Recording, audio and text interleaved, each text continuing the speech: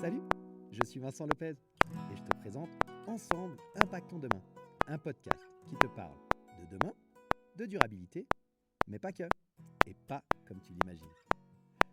Je te propose un voyage stimulant autour de thématiques variées qui me passionnent, comme les crypto-monnaies, le développement personnel, le zéro déchet, les nouvelles technologies ou encore la gestion de tes finances personnelles. Quel que soit le domaine, je décortique les actions de notre quotidien en les analysant sous le spectre de leur impact sur le monde de demain. Comment tes choix, tes décisions, influencent notre futur, celui de nos enfants et aussi celui de la planète? Quelles sont les solutions pour vivre avec notre temps tout en respectant notre environnement et le vivant de manière générale? Alors bienvenue dans Ensemble, Impactons Demain.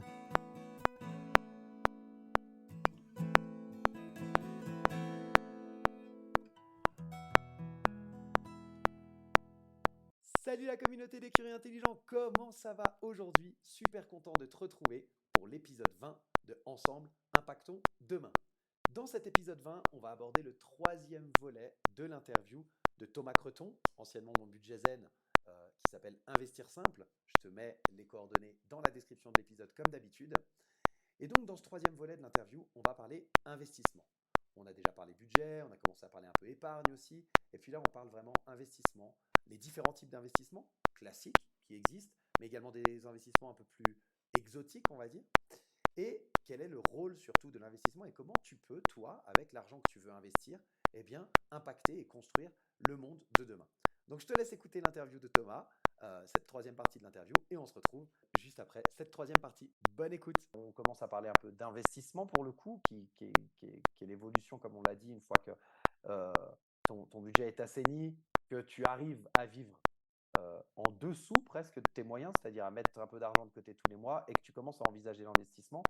En quoi euh, l'investissement il est important pour la construction de son avenir, le sien d'abord, mais aussi pour la construction générale? Tu en as touché deux mots un petit peu avec les bourses et des choses comme ça, mais est-ce que tu peux nous expliquer un peu plus le rôle que l'investissement il a pour toi dans la construction de demain, quoi? Ouais, alors je vais répondre en deux temps. Déjà pour toi, je pense que l'investissement permet de construire ses projets. Donc le fait d'épargner, placer son argent et l'investir, c'est pour que son argent il travaille, pour qu'il prenne de la valeur, pour justement se financer des futurs projets. Donc ça peut être un voyage, ça peut être l'achat d'une maison, ça peut être potentiellement une retraite anticipée, ça peut être aussi épargner pour ses enfants pour leur payer les études. Donc ça, c'est des projets pour soi, donc des projets bien concrets pour se financer ses projets perso.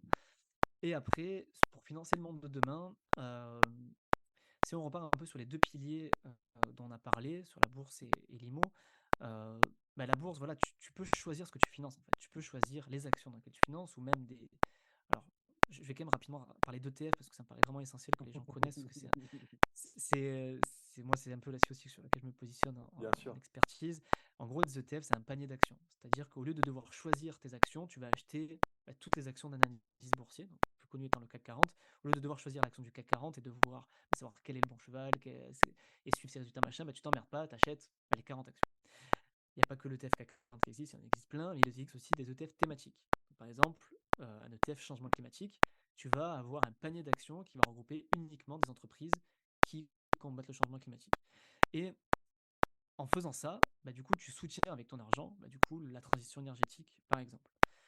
En choisissant des ETF thématiques bien précis sur une conviction que tu as et que tu souhaites soutenir, les ETF, alors soit en choisissant vraiment une entreprise qui est là-dessus, mais du coup c'est plus risqué et ça demande un peu plus de compétences. Avec un ETF, du coup tu diversifies le risque, enfin tu limites le risque parce que tu as plusieurs boîtes et ça te permet de soutenir un secteur ou une thématique particulière.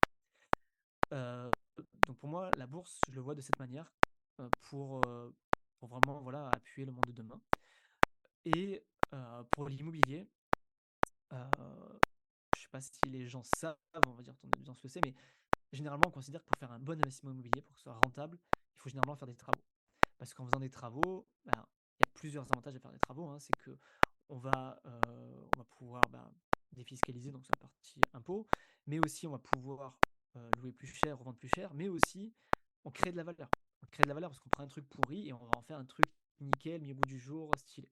Et, et ça, pour moi, ça aide du coup le monde de demain dans la mesure où, en fait, à notre échelle, en tout cas, on contribue à réhabiliter le parc immobilier français à faire en sorte que les gens vivent mieux, on augmente la qualité de vie, on augmente le confort des gens en proposant des biens plus qualitatifs plutôt que d'être un marchand de sommeil ou de faire loger des gens dans des trucs pourris, quoi.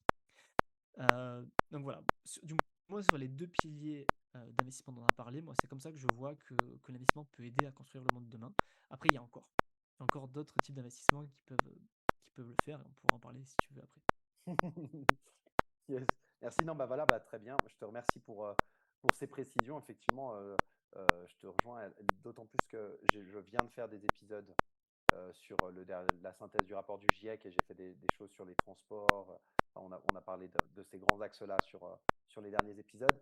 Et entre autres, il y a la part euh, du parc immobilier, de la rénovation énergétique qui est importante pour l'impact. On sait qu'il y a un parc immobilier qui est vieillissant en France et qui a besoin d'être rénové. Et donc, effectivement, comme tu le dis, l'investissement immobilier, il contribue à cette rénovation énergétique, donc il y a un impact. Et puis, eh bien, l'explication de l'investissement en bourse, le fait d'investir dans des sociétés individuelles avec un peu plus de connaissances et en se faisant accompagner, ou par le biais des paniers d'actions avec les ETF, comme tu l'as dit, c'était très bien résumé, je trouve, pour les gens qui ne connaissent pas, donc c'est parfait. On ne rentrera pas dans le détail des ETF parce qu'il y a différents types d'ETF, si je ne me trompe pas. Donc, C'est ça, ouais. mais voilà, le panier d'actions, c'est un bon résumé, je trouve. Donc je vois bien comment les auditeurs ils peuvent contribuer comme ça directement par leur investissement à impacter le monde qu'ils veulent demain. Euh, on a parlé des deux piliers principaux, IMO et bourse.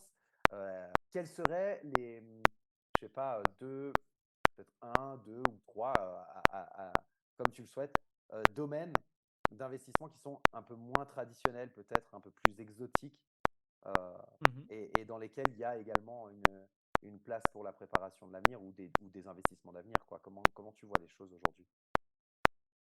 Alors, ça va être assez subjectif, hein, du coup, et puis encore une fois, ce n'est pas des conseils en investissement, hein, c'est juste des réflexions et des idées. Complètement. Euh, un truc qui est pas mal, alors là, c'est plus axé, on va dire, éco-responsabilité pour ceux que ça intéresse en tout cas. Il y a un investissement qui s'appelle le crowdfunding Mhm. ou du crowdlending, qui est le fait alors là, je parlais plutôt du crowdlending, qui est le fait de prêter de l'argent directement à des entreprises qui en ont besoin. Donc c'est un prêt, hein, comme toi tu vas demander un prêt à la banque, là c'est le contraire, hein, c'est l'entreprise qui demande un prêt à toi et elle te reverse un intérêt. Donc du coup elle va utiliser ton capital pour se développer ou pour financer ses projets. Et en contrepartie elle te reverse un taux d'intérêt. Euh, tu as des plateformes de crowdlending qui existent et qui font de tout, mais tu en as aussi qui sont ciblées vraiment sur les projets éco-responsables, la transition énergétique. Tu m'as dit, il faut en citer combien? Deux, trois? Ouais, deux ou trois. En tout Enfin, cas, pas un seul, quoi. ouais, pas un seul. Au moins deux. Donc, je vais t'en citer au moins deux parce que j'ai pas la troisième en tête. Il y a WeSeed qui existe Ouais. et Mimosa avec deux i, qui sont vraiment spécialisés là-dedans. Donc, si ça intéresse les gens, j'invite à checker ça. Ouais, je Euh, mettrai de toute façon en description de En l'épisode, je lien, mettrai les liens de ce qu'on a cité, comme ça les gens pourront aller voir par eux-mêmes. Ouais, ça c'est pour le premier, on va dire, projet un peu plus exotique, enfin, un premier investissement exotique là, qui sort un peu des sentiers qui sort un battus peu. Ouais. qui est adapté vraiment au monde de demain, du moins ceux qui sont voilà, conscients et concernés par la transition énergétique et les projets éco-responsables. Et dans tout autre domaine, hein, alors on sort un peu du projet éco-responsable, quoique ça se discute, ça peut être par exemple les crypto-monnaies.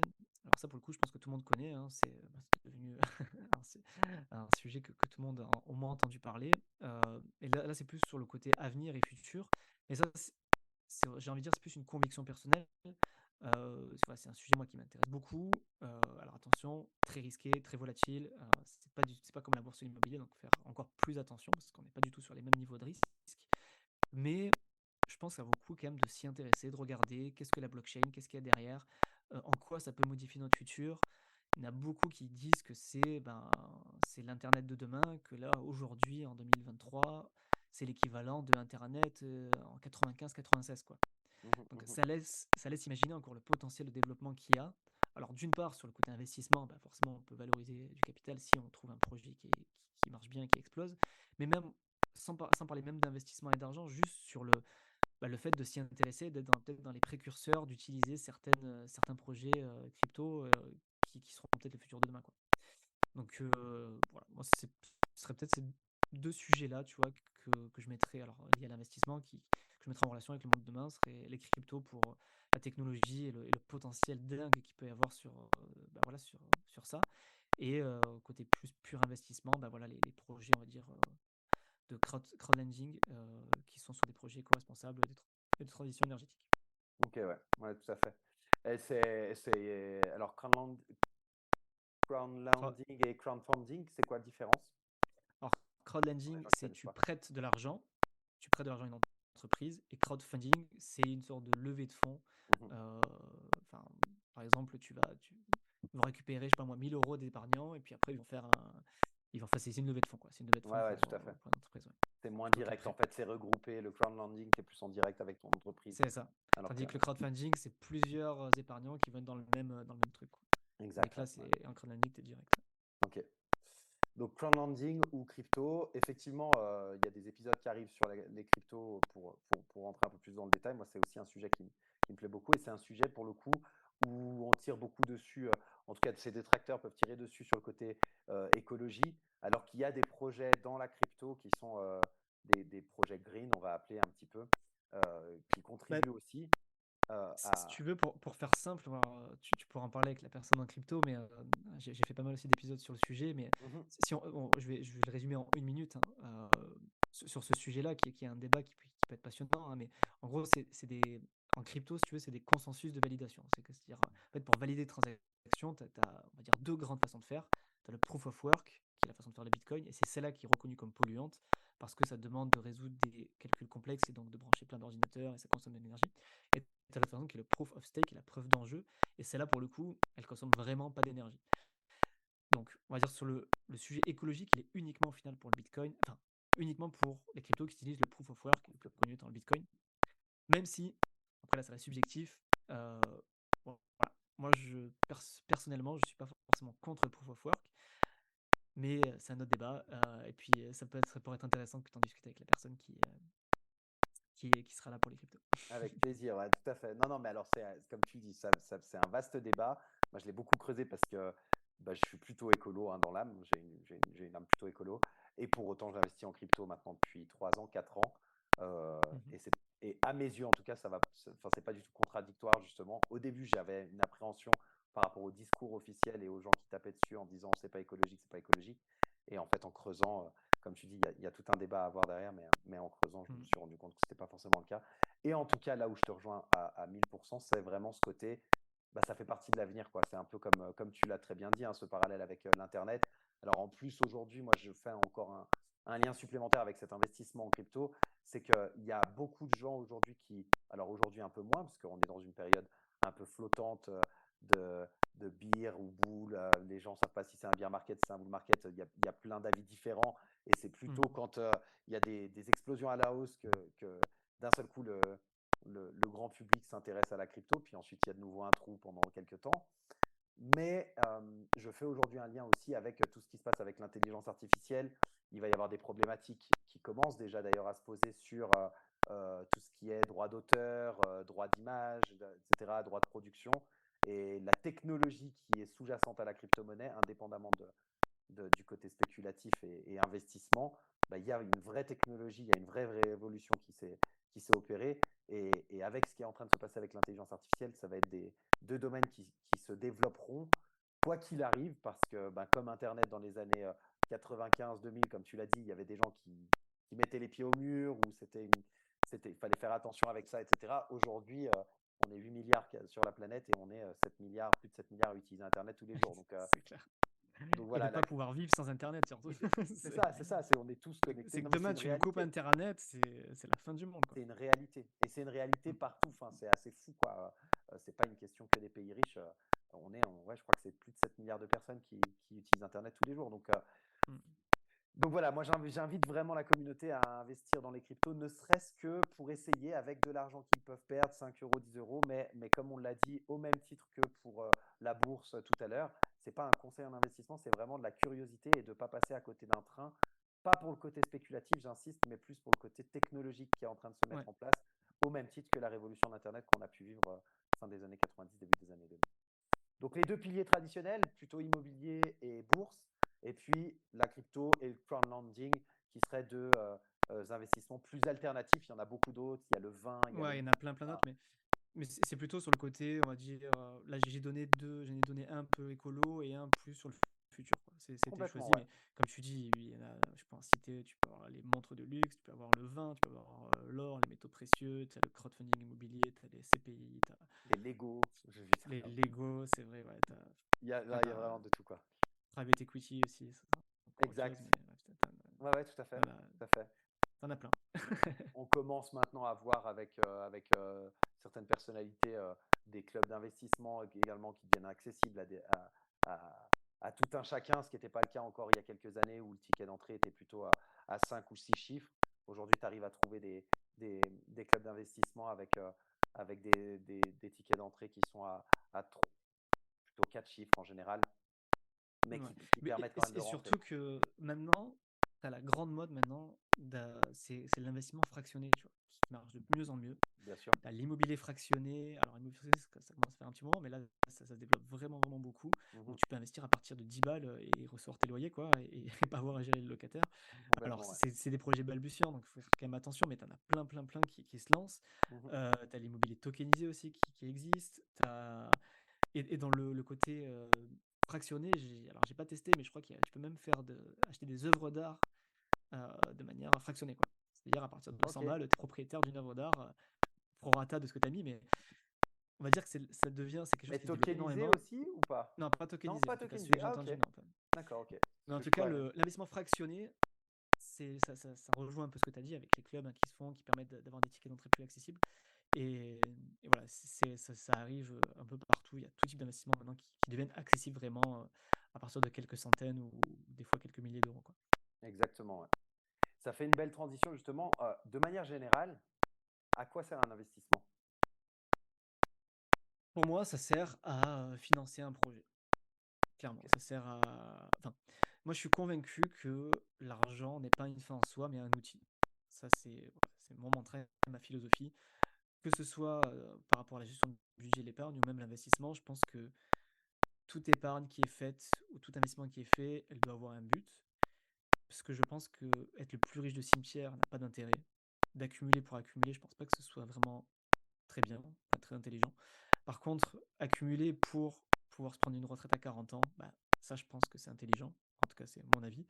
Ou accumuler pour bah, voilà, se payer, tu arrives à mettre 20 000 balles de côté pour te faire un tour du monde avec ta famille, bah oui, ça je pense que ça a du sens. Enfin, je pense que pour moi, l'investissement, il faut qu'il y ait un but derrière, quel qu'il soit, il faut qu'il y ait quelque chose derrière, quoi. Il ne faut pas le faire pour le plaisir de voir des chiffres monter sans avoir de but derrière. Parce que bon, après, c'est ma philosophie, ma façon de faire. Je sais qu'il y en a qui adorent juste d'accumuler et voir les choses monter, mais moi je pense qu'il faut qu'il y ait quelque chose derrière.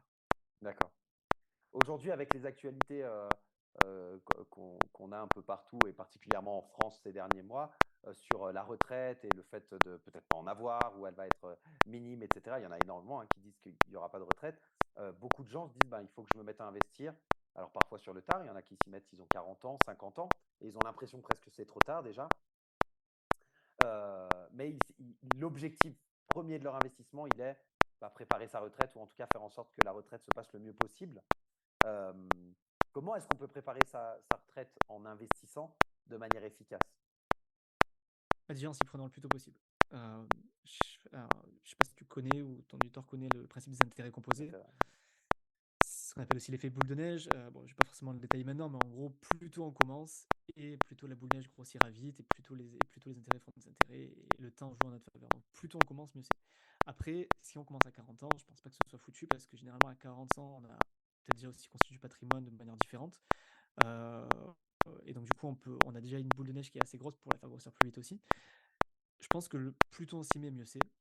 Après, pour préparer leur retraite, voilà, il y a plein de stratégies, hein. Je ne pourrais pas donner une stratégie qui valable à tout le monde, mais Non, bien sûr. encore une fois, je pense que se concentrer sur les deux actifs principaux qui sont la bourse et l'immobilier. L'immobilier pour l'effet de levier. Donc l'effet de levier, on n'a pas parlé, mais en gros, c'est le fait, si tu as 10 000 euros de côté, bah, tu peux en emprunter 5 000. Donc c'est-à-dire qu'avec 10 000 euros, tu peux avoir 100 000 au bout de 20 ans, quoi. Bon, je fais des trucs grossièrement, mais c'est la magie un peu de l'immobilier, hein, c'est de pouvoir en gros s'enrichir avec l'argent de la banque. Donc favoriser l'IMO si bien sûr vous avez le temps, l'énergie et la capacité d'endettement. Euh, euh, et la bourse, du coup, si on ne peut pas emprunter, pour profiter des perfs long terme de la bourse et bien sûr en sachant ce qu'on fait, en respectant son profil de risque et en investissant l'argent qu'on est prêt à perdre. C'est hyper important ce que tu viens de dire sur les effets cumulés et on ne le dit pas assez, mais vraiment de commencer tôt, même si on met très très peu, il vaut mieux mettre très très peu depuis longtemps que beaucoup depuis peu de temps, quoi. Et ça, c'est Ouais, quelque chose qui est un peu contre-productif. Notre cerveau, il n'est pas fait pour se le schématiser, en tout cas pour se le représenter. Mais c'est hyper important de justement de commencer tôt. Par contre, comme tu le dis aussi très bien, même à 40 ans ou à 50 ans, il ne faut pas hésiter il à. n'est pas trop tard. Il n'est pas trop tard, voilà, exactement. Il sera toujours plus tard demain qu'aujourd'hui, donc faites-le quand C'est vous ça. pouvez le faire, quoi. Le meilleur moment pour planter un arbre, c'était hier, et le deuxième meilleur moment, c'est aujourd'hui. C'est aujourd'hui, exactement, ouais. Tout à fait. Parfaitement, d'accord. Et voilà, la troisième partie de l'interview de Thomas est terminée. J'espère que tu auras apprécié cette partie investissement. Je te rappelle le code promo que Thomas offre à la communauté pour n'importe laquelle de ses formations sur son site. Tu pourras retrouver d'ailleurs toutes les infos dans les sources de l'épisode. Tu tapes EID en majuscule et tu auras 30% de réduction si tu fais partie des 10 premiers inscrits. Voilà, si tu penses que cet épisode peut être utile à quelqu'un de ton entourage, eh bien partage-le au maximum. Abonne-toi si ça n'est pas déjà fait pour ne pas rater aucune sortie. Et si tu as 15 secondes, laisse un commentaire ou une évaluation sur Spotify, sur Apple Podcast. Ça permet de faire remonter l'émission et c'est une façon simple de participer au développement de Ensemble Impactons Demain. Je te souhaite une très bonne semaine et on se retrouve la semaine prochaine pour l'épisode 21 de Ensemble Impactons Demain. Bonne semaine à toi. Salut!